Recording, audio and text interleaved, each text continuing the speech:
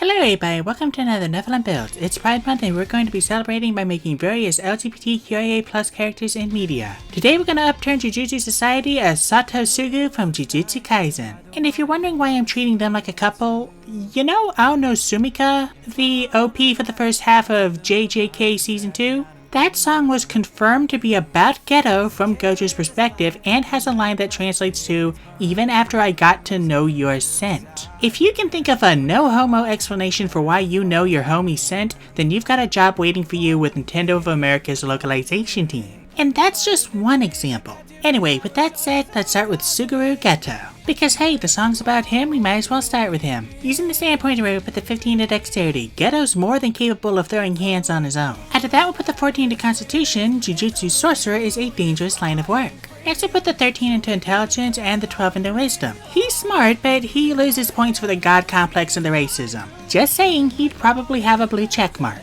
We'll put the 10 to charisma, he could have pulled Gojo of all people, and dumb strength. We won't need it. For race, we'll go with variant human, putting our increases into dexterity and wisdom. We'll also take the tough feat, pick history, and speak common and deep speech. We'll make a custom background, picking arcana and religion, and speaking primordial and abyssal. Moving on to class, we're going to start off as a monk. We'll get strength and dexterity saving throws, and pick athletics and acrobatics for skills. We'll also be proficient with simple weapons, short swords, and calligrapher supplies. At level 1, we'll get martial arts and non-armored defense. We're not going to multiclass the fighter, getting light and medium armor, shields, and all weapons. At level 1, we get second wind in our fighting style, taking unarmed fighting. Now for the meat of the build. We're going to multiclass the wizard, getting arcane recovery at level 1 as well as 3 cantrips. We'll take prestidigitation for effects, booming blade to hit harder with playful cloud, and infestation for some itty bitty curses. We'll prepare 2 spells, taking find familiar and unseen servant for more summons. Heads up, everything is going to be summons. He basically has a summon for everything. We're now going to multiclass the druid, getting druidic at level 1 as well as 2 cantrips. We'll take shillelagh to make playful cloud magical, though we're still using dexterity. We'll also take guidance to fill the slot. We'll prepare 2 spells again, but only take detect magic. Our other spell will be a blank. There's going to be a lot of those today. At level 2 we'll get Wild Shape, Wild Companion for another familiar option, as well as our Druid Circle. Since we're building a summoner, we'll of course take the Circle of the Shepherd, getting Speech of the Woods, Sylvan, and Spirit Totem. With all the different types of curses that exist, there has to be some that provide buffs. We'll also draw another blank. At level 3, we'll take Summon Beast for something that can actually fight. At level 4, we'll round off Wisdom and Intelligence, giving us an extra blank for both Wizard and Druid.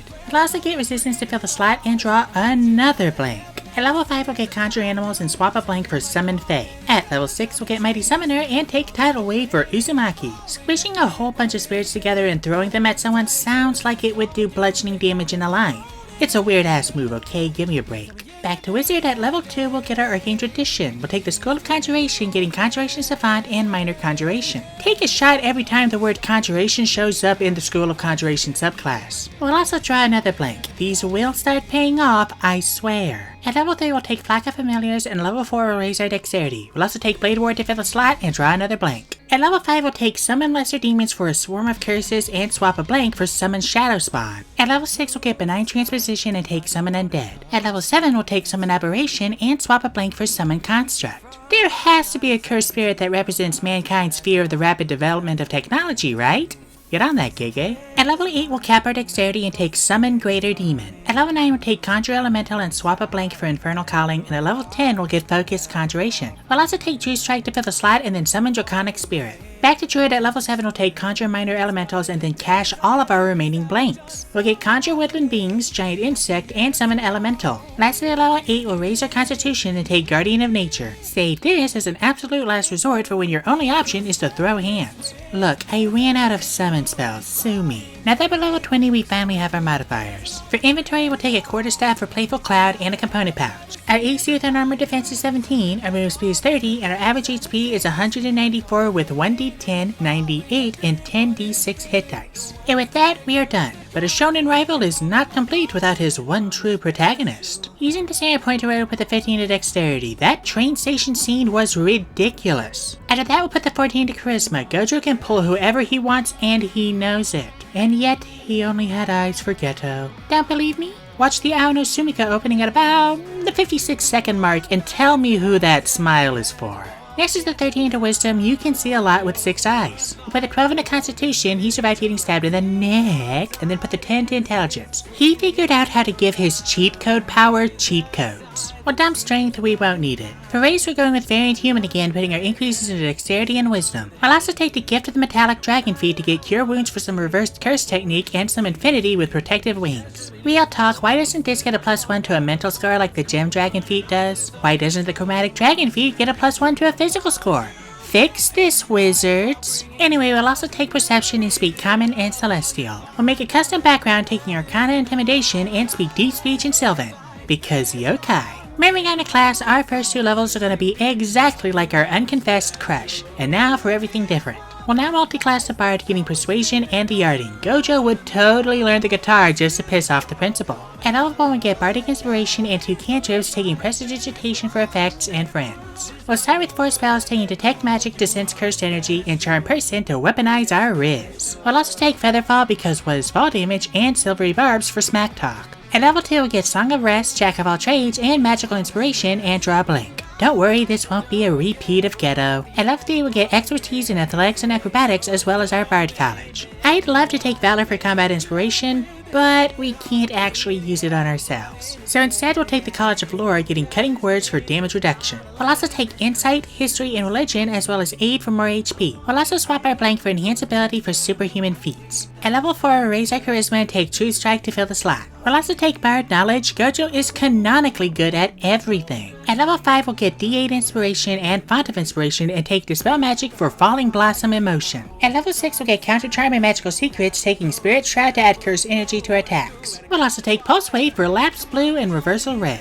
Suck it, Mercer. Quit making shit that only a subclass you made can use, Mercer. I am legitimately never going to get over that. It's just so stupid. He did it with Graviturgy, Chronomancy, and with Gunslinger. Anyway, we'll also draw a blank, and at level 7 we'll get Dimension Door to teleport. At level 8 we'll raise our charisma again. We need as many uses of cutting words as we can get. We'll also draw another blank. Okay, it's a bit like Geto again. At level 9 we'll get D8 Song of Rest and take Greater Restoration to cure exhaustion. We'll also swap a blank for Teleportation Circle. At level 10 we'll get D10 Inspiration and expertise in Arcana and Insight. One look and he knew that wasn't Geto. We'll also get more magical secrets taking Fly and Gravity Sinkhole for maximum cursed energy output blue.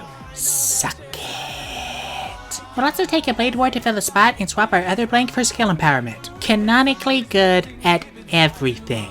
At level 11 we'll draw a blank and level 12 we'll cap our charisma. At level 13 we'll get D10 Song of Rest and take teleport. We'll also swap our blank for regenerate for more reverse curse technique. At level 14 we'll get peerless skill, say it with me, canonically good at everything. We'll also get more magical secrets taking Wall of Force for a barrier and Disintegrate for a hollow purple. At level 15 we'll get D12 inspiration and take glibness for god tier riz. At level 16 we'll raise our dexterity and at level 17 we'll get D12 Song of Rest. We'll also take Power Word Stun for unlimited void. You can take Power Word Kill if you want, but unlimited void doesn't actually kill outright. You just become paralyzed with information overload and basically starve to death unless you get help. Lastly, at level 18 we'll get our last set of magical secrets. We'll take Reverse Gravity for some high level Limitless and Invulnerability for Infinity. Now that we're level 20 we finally have our modifiers. For inventory we'll take a component pouch for spellcasting. Our AC with unarmored defense is 16, our move speed is 30, and our average HP is 124 with 1d10 and 19d8 hit dice. And with that, we are done.